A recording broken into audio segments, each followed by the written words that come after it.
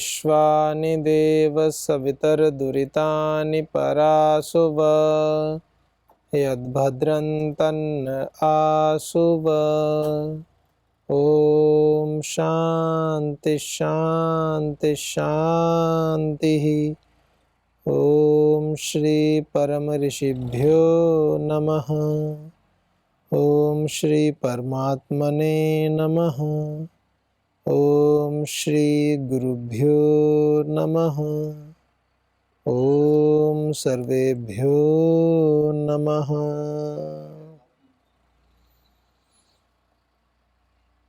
वैदिक संस्कृति के इस अंक में आप सभी का स्वागत है।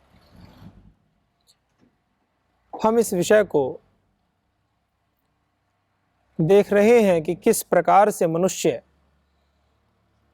अपने कर्तव्य कर्मों को करते हुए निष्काम कर्मों की ओर आगे बढ़ता है। तो एक मूल बात की ओर ध्यान आकर्षित कराने का प्रयास किया गया कि वो कर्म जो फल की भावना से रहित होकर के किए जाते हैं, वो सभी कर्म मनुष्य को कर्म के बंधन से मुक्त करने के लिए योग्य कर्म होते हैं। उसके पश्चात मुक्ति के स्वरूप के विषय में कि मुक्ति का स्वरूप क्या है, मुक्ति के स्वरूप के विषय में कि अहंकार शून्य भाव से निष्काम कर्म करना, और वो कर्म आपको बंधन में नहीं बांधेंगे तो मनुष्य मुक्त हो जाएगा। एकदम सीधा सा लॉजिक दे दिया, एक तर्क दे दिया। इस आधार पर आप अपने जीवन को आगे बढ़ाएं। और जो ऐसा नहीं करेंगे तो फिर वो गहन अंधकार में, घनघोर अंधकार से आच्छादित लोकों में बार बार जन्म लेते रहेंगे और मृत्यु को प्राप्त होते रहेंगे। जन्म मरण का ये चक्र फिर लगातार निर्बाध रूप से चलता रहेगा। तो इस प्रकार से चर्चा चलते हुए आगे हम बात कर रहे हैं कि जब इस आत्म स्वरूप के लिए इतना सब कुछ किया जा रहा है तो उस आत्मा का स्वरूप क्या है, मूलतः वो कैसी है। तो इसके विषय में हमने चिंतन किया था, चर्चा की थी मंत्र के माध्यम से। तो उसमें कहा स पर्यगात शुक्रम अकायम अव्रणम अस्नाविरम शुद्धम अपाप विद्धम कबीर मनीषी परिभू स्वयंभू याथा तथ्यथो अर्थान व्यवधात शाश्वतीभ्यः समाभ्यः। स्वरूप का पूरा चित्रण कर दिया। सपर्यगात, वह सब जगह व्याप्त है, सभी जगह पहुंचा हुआ है, चारों ओर वह सर्वत्र सर्वव्यापक है। शुक्रम, परम तेजोमय है, उससे बड़ा तेज इस पूरी सृष्टि में कहीं नहीं है। तेजोमय है और परम तेजोमय। अकायम माने मनुष्य का एक स्थूल शरीर होता है और एक सूक्ष्म शरीर होता है। उसके कर्मों के आधार पर जब नवजीवन मिलता है तो वह सूक्ष्म शरीर के अंदर सभी संस्कार संचित रहते हैं, उसके आधार पर मिलता है। तो उसमें कहा अकायम, अर्थात परमात्मा का स्वरूप कैसा है, उस आत्म तत्व का स्वरूप कैसा है, वो है अकायम माने सूक्ष्म शरीर से भी परे। उनमें सूक्ष्म शरीर का भी वास नहीं है। सपर्यगा शुक्रम अकायम अव्रणम, और कैसा है अव्रणम, अक्षत,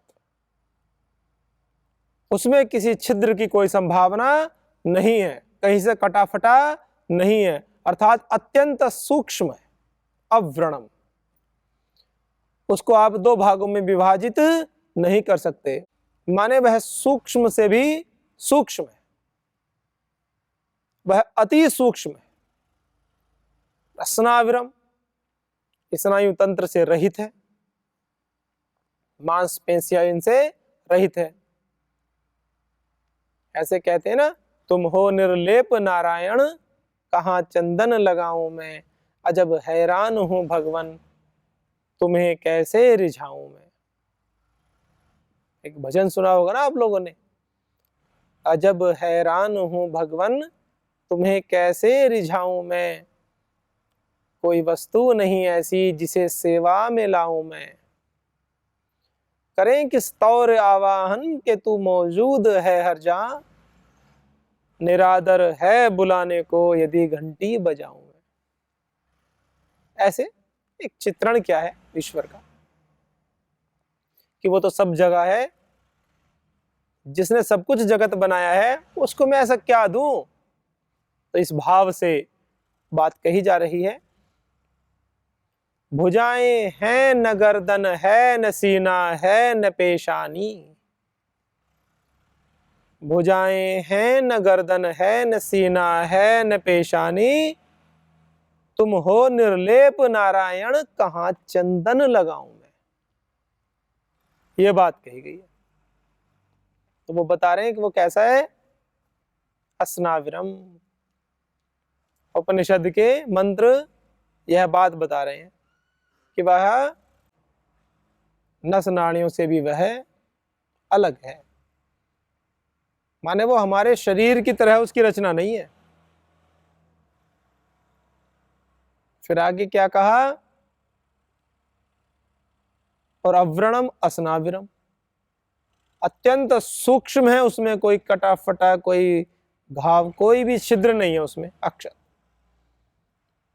और अस्नाविरम शुद्धम, परम शुद्ध है, स्वच्छ है, निर्मल है, शुद्ध है, अत्यंत शुद्ध। अपाप विद्धम, एक एक गुण की महिमा देखिए। अपाप विद्धम, पाप से रहित है, पाप का लेश मात्र भी अंश उसमें नहीं है। कबीर मनीषी, कवि है। कवि वेदों को भी काव्य कहा गया है। और मनीषी है, मनन करने वाला है, चिंतन करने वाला है, ज्ञानी है। परमेश्वर का एक गुण क्या है कि वह ज्ञानी है। परिभू स्वयंभू, परिभू सर्वत्र सर्वव्यापक है, परिभू परितः भासते। स्वयंभू, स्वयं अपने आप में स्व प्रकाश स्वरूप भी है। स्वयंभू अपनी सत्ता वाला स्वयं है, उसको उत्पन्न करने वाला कोई नहीं है। वह स्वयं को ही उत्पन्न करता है, स्वयं ही स्वयं स्वयं को उत्पन्न करता है। इसका तात्पर्य यह होता है कि वह अजन्मा है। परिभू स्वयंभू। याथा तथ्य तो अर्थान व्यदधात। याथा तथ्य तो यथा योग्य रूप से जैसे पहले थे वैसे ही अर्थान कर्मों को पदार्थों को व्यदधात रचता है, घड़ता है, विभक्त कर देता है। शाश्वतीभ्य समाभ्य, शाश्वतीभ्य समाभ्य, नित्य शाश्वत वर्षों तक, जैसा वर्षों से करता आया है संवत्सर काल तक, जितना भी जैसे भी शाश्वतीभ्य समाभ्य, नित्य शाश्वत है हमेशा। जिस प्रकार से जैसे जैसे सृष्टि क्रम को बनाया है, जैसे जैसे कर्मों का विभाग किया है, किस प्रकार से सृष्टि बनी। वेद मंत्र आता है ना, सूर्य चंद्रमसौ धाता यथा पूर्वम अकल्पयत। तो यथा पूर्वम अकल्पयत, जिस प्रकार से पूर्व कल्प के अनुसार सृष्टि की रचना की है वैसे ही आज भी रच रहे हैं। परमात्मा का ऐसा संकल्प है। बिल्कुल।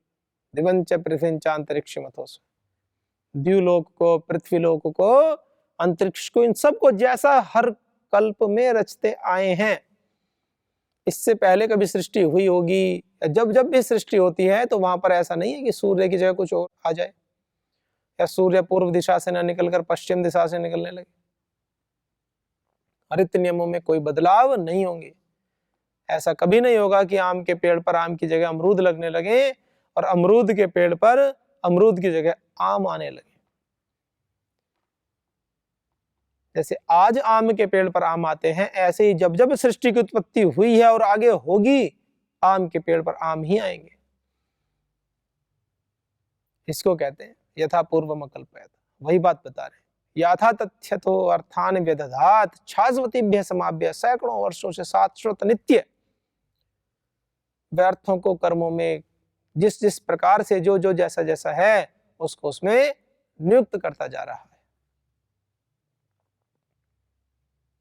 परमपिता परमात्मा के इन गुणों का वर्णन उस क्रांतदर्शी उन कवि जो कि काव्य जिनकी शैली है काव्यात्मक, वेदों को भी काव्य के रूप में जिन्होंने ऋषियों के हृदय में प्रस्तुत किया है, ऐसे परमपिता परमात्मा का जो महान स्वरूप है उस स्वरूप के विषय में एक छोटा सा विचार हमने यहां देखा।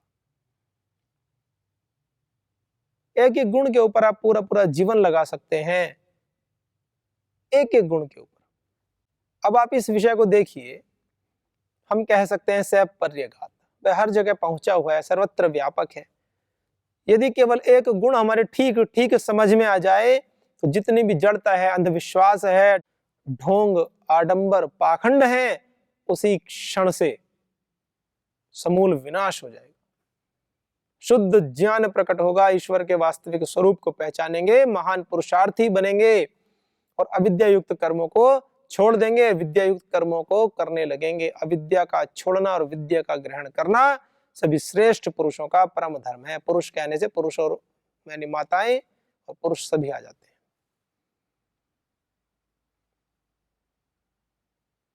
तो विद्या को तो जितनी जल्दी छोड़ दें उतना अच्छा,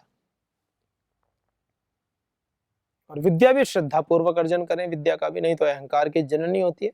क्योंकि मंत्र में कहा ना आगे, अंधन तमः प्रविशन्ति ये अविद्याम उपासते ततो भूयैव ते तमो या विद्यायाम रता।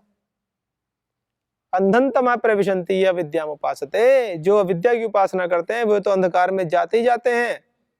ततो भूयैव ते तमो, उससे भी अधिक अंधकार में वो जाते हैं। ये विद्यायाम रता, जो विद्या में ही रत रहते हैं। विद्या का अर्थ है केवल शास्त्रीय और ये सब विद्या तो पढ़ ली, लेकिन जीवन में आचरण में कुछ नहीं।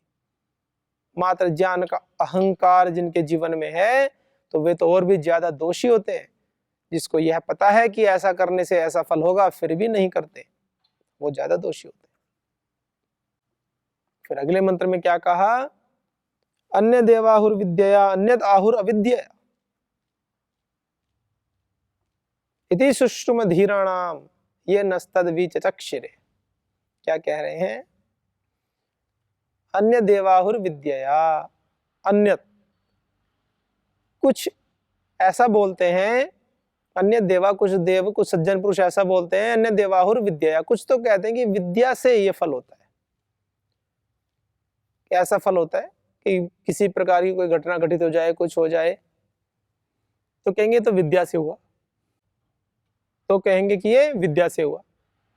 अन्यत आहुर अविद्या, और कुछ कहेंगे कि कोई गलत अनिष्ट हो गया कि अविद्या के कारण हुआ। माने कुछ अच्छा घटित हो जाए तो कहेंगे विद्या के कारण से हुआ, ज्ञानवान है, पुरुषार्थ करता है बच्चा, और कोई गलती हो जाए तो कहेंगे कि अविद्या ज्ञान के कारण हुआ। इति सुश्रुम धीराणाम, इति सुश्रुम धीराणाम, धीर पुरुषों से, देवों से, विद्वान जनों से हम ऐसा सुनते हैं।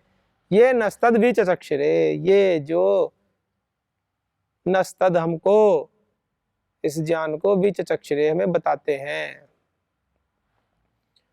इस प्रकार से इस ज्ञान की बातों को जो हमें बताते हैं उन लोगों से हमने ऐसा सुना है कि विद्या के कारण से ऐसा हो गया और अविद्या के कारण से ऐसा हो गया, ये सुनते हैं। अच्छे कर्म करेंगे तो अच्छा फल मिलेगा, बुरे कर्म करेंगे तो बुरा फल मिलेगा। ज्ञान पूर्वक कर्म करेंगे तो किस प्रकार से फल मिलता है, और अज्ञानता से कर्म करते हैं तो किस प्रकार से फल मिलता है, यह सब बातें तो हम जानते ही हैं, ऋषियों के मुख से, विद्वानों के मुख से हम सुनते आए, और इन सब बातों का व्याख्यान उन्होंने किया ही। विद्याम च विद्याम च यस्तद वेदो भयम सह। अब एक बात और अच्छी बता रहे हैं, विद्याम च अविद्याम च यस्तद वेदो भयम सह अविद्यया मृत्युम तीर्थवा। ध्यान से सुनिए, अविद्यया मृत्युम तीर्थवा विद्यया अमृतम अश्नुते। क्या बात कह दी, अविद्या की केवल उपासना करते हैं वो भी मुक्ति को नहीं पा सकते हैं, ईश्वरीय सुख को नहीं पा सकते हैं, और जो केवल और केवल आध्यात्मिक विद्या की ही उपासना करते हैं केवल, वो भी नहीं पा सकते। कौन पा सकते हैं फिर, परम श्रद्धेय श्री स्वामी जी महाराज भी कहते हैं, केवल जीवन में कुछ नहीं होता, केवल शिक्षा, केवल स्वास्थ्य, केवल पुरुषार्थ केवल नहीं होता, सब कुछ मिला करके सामूहिकता से, समग्रता से जीवन को जीना होता है। हम कहें केवल भोजन नहीं, जल की भी आवश्यकता होती है कुछ समय के बाद में। केवल रोटी नहीं, सब्जी की भी आवश्यकता होती है।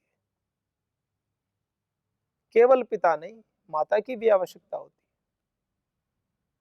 केवल कुछ नहीं, तो केवल सूर्य नहीं, चंद्रमा की भी आवश्यकता होती है। इस समष्टि में बहुत कुछ होता है, केवल कुछ नहीं होता। केवल ज्ञान नहीं, श्रद्धा की भी आवश्यकता होती है, भक्ति की भी आवश्यकता होती है। केवल भौतिक ऐश्वर्य ही नहीं, आध्यात्मिक ऐश्वर्य की भी आवश्यकता होती है। तो वही बताना चाह रहे हैं, पहले केवल वाले विषय का निषेध किया। कोई सोचे कि हमने तो भौतिक संसार में समस्त साधनों को पा लिया है और हमारा जीवन तो सफल हो गया, उसका भी निषेध है। और जो कहे हमने आध्यात्मिकता में बहुत रहते हैं और सामाजिक सेवा और इन सब कार्यों को छोड़ रखा है, उनको भी अभी बहुत सेवा करनी है। कह रहे हैं, विद्याम च यस्तद वेदो भयम सह, विद्याम च यस जो तद, इन सबको वेद जानता है, उभयम दोनों को एक साथ, सह साथ, जो विद्या को भी और अविद्या को भी, भौतिक संसार में उत्पन्न जो विद्याएं हैं, उस प्रकार से अर्जित धन से, साधन से अपने जीवन रूपी जो नैया है उसको पार लगाना, ताकि भव सागर में ज्यादा दुख ना हो। इस जीवन को जीते हुए अनुकूलताएं अर्जित कर लेना, ताकि आध्यात्मिक पथ पर आपकी प्रगति निर्बाध रूप से चलती रहे। और क्या कहा, अविद्या मृत्युम तीर्थवा, और अविद्या के द्वारा इस भौतिक जगत की जो विद्या है, अविद्या का अर्थ कोई बिल्कुल ही मूढ़ता, जड़ता नहीं है। मतलब स्वार्थ पारायण होकर के हम कर्म करते हैं ना, उस विषय में ले सकते हैं, और सांसारिक लौकिक कर्म जो करते हैं उस विषय में ले सकते हैं। तो कहा अविद्या मृत्युम तीर्थवा, और ये अविद्या भी बिल्कुल वैसी वाली अविद्या नहीं है कि जो किसी को गोली मार दी, किसी की चोरी कर ली, ऐसी वाली अविद्या की, ऐसे वाले ज्ञान की बात नहीं है। ये भी बहुत उच्च कोटि का ज्ञान है, लेकिन जब ईश्वरीय प्राप्ति की बात होती है ज्ञान की, ईश्वर प्राप्ति में कौन सा ज्ञान सहायक है, तो उस दृष्टिकोण से इस ज्ञान को अविद्या की संज्ञा दी गई है। तो कहा अविद्या मृत्युम तीर्थवा, अविद्या से मृत्यु को पार कर लेते हैं। मान लीजिए अभाव में है, दुख में है, दरिद्रता में है, बीमार है, धन भी नहीं है, इलाज भी नहीं करा सकते हैं, उपचार के लिए भी पैसे नहीं है, उस स्थिति की बात की गई है। अविद्या मृत्युम तीर्थवा, तो भौतिक संसार में जो भी अविद्या, जो भी धन, जो भी इस प्रकार का व्यवसाय आदि करके आप लोगों ने कुछ धन आदि एकत्रित किया है, उसके माध्यम से आप मृत्यु से तो पार जा सकते हैं। अविद्या मृत्युम तीर्थवा विद्यामृतम अश्नुते, विद्या के द्वारा अमृत को, अमृत पद को, स्वर्ग पद को, परमपिता परमात्मा की गोद को प्राप्त कर सकते हैं। ये विद्या के द्वारा हो गया, अध्यात्म विद्या के द्वारा। माने शरीर को स्वस्थ रखना, निरोग रखना, ये सारा कार्यक्रम आ जाता है समाज में रहते हुए अविद्या के अंतर्गत। और विद्या के अंतर्गत आ गया कि जो विशुद्ध रूप से परमपिता परमात्मा की ध्यान उपासना करना, ईश्वर आस्तिक बुद्धि से, ईश्वर समर्पण बुद्धि से ईश्वर के लिए कर्म कर रहे हैं। ब्रह्मार्पणम ब्रह्म हवि ब्रह्माग्नो ब्रह्मणाहुतम ब्रह्मेव तेन गंतव्यम ब्रह्म कर्म समाधिन, सब कुछ तो वह ब्रह्म ही है। इस भावना से जब कर्म करते हैं, अर्थात वो सब परमपिता परमात्मा का ही है, इस भाव से कि मेरा कुछ नहीं है, तेरा तुझको अर्पण क्या लागे मेरा, ये जो भाव है बड़ा उदात्त भाव है।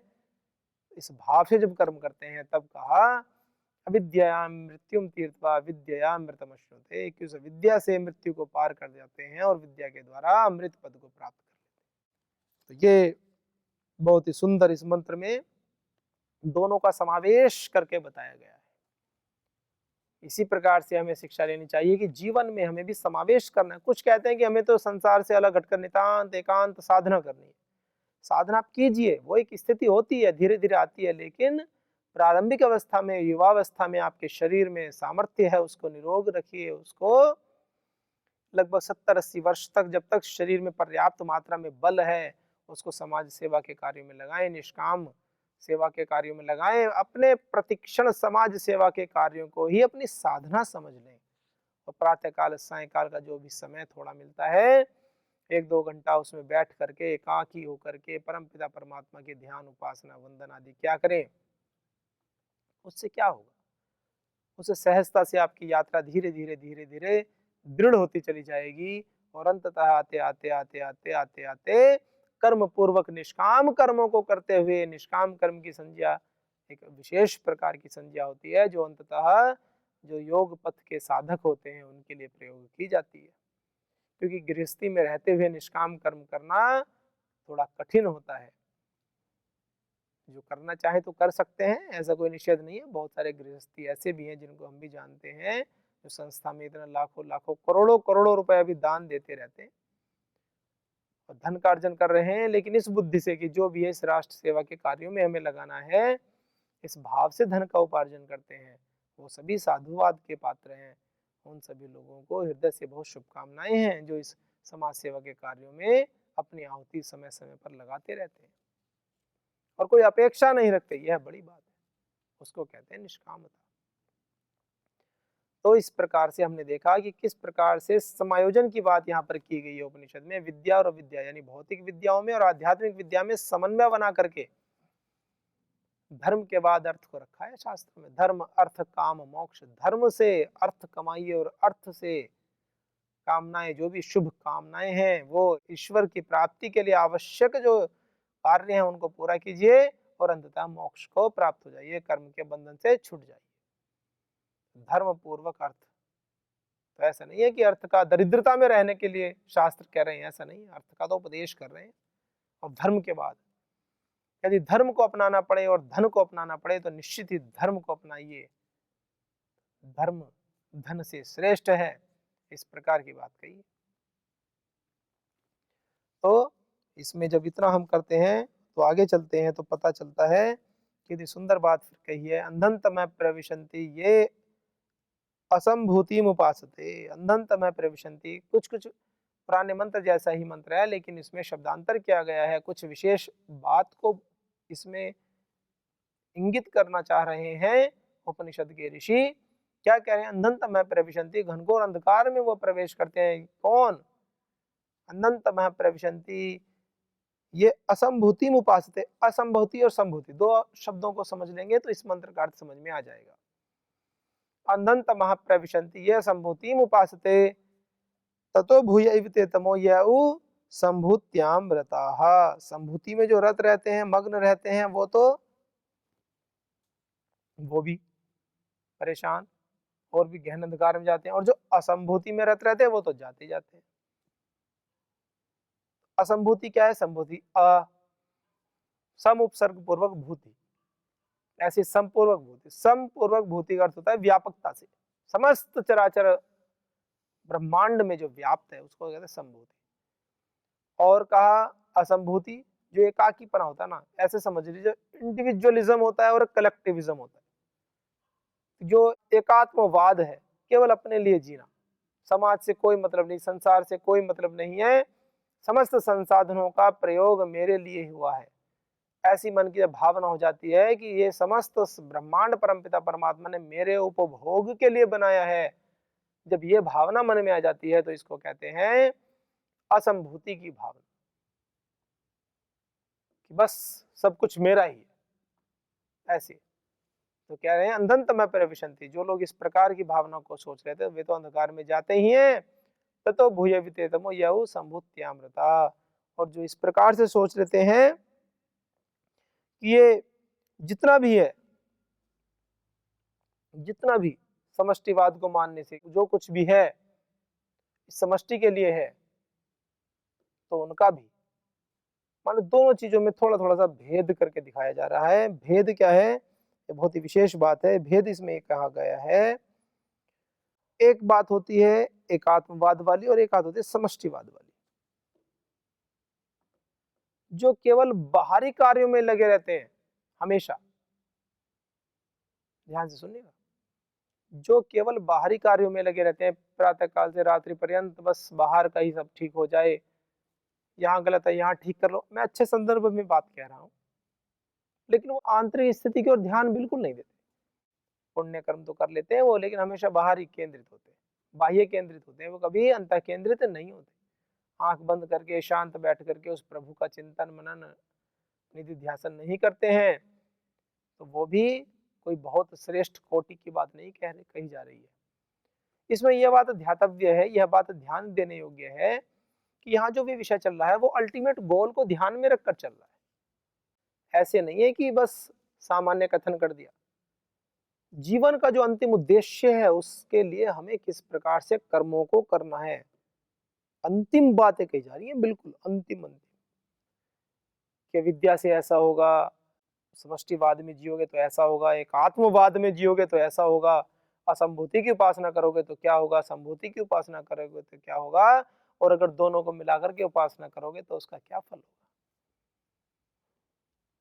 केवल अपने लिए जीना यह भी अच्छी बात नहीं है, और केवल समष्टि को प्रसन्न करने के लिए, अहंकार दंभ को उत्पन्न करने के लिए समाज का उपकार करना और उससे भी अपने दंभ को, अपने गर्व को बढ़ाते रहना, वो भी ठीक बात नहीं है। तो कहा दोनों का समन्वय कर लीजिए, संसार का उपकार करना प्रारंभ कर दीजिए, बिल्कुल यश की भावना से रहित होकर के कि मेरा कर्तव्य है ऐसे, और एकात्म उपासना भी कीजिए, अपने लिए भी कुछ समय निकालिए, ध्यान साधना आदि कीजिए। तो जब इस दोनों प्रकारों से हम जीवन को जीते हैं तो यही तो कहा इसमें, सभी के जीवन में बहुत शांति हो, खुशहाली हो, सभी समृद्ध बने, खूब पुरुषार्थ करें और दोनों में समन्वय स्थापित करें, समाज सेवा के साथ साथ अपनी आंतरिक साधना को भी वरीयता दें। इन वेद मंत्रों में, उपनिषद के मंत्रों में यही सार रूप में बात बताई जा रही है। अतः सभी के जीवन में दोनों प्रकार का समन्वय उपस्थापित हो, सभी आनंद में रहे। इन्हीं शुभ भावों के साथ आज के अंक को विराम देते हैं।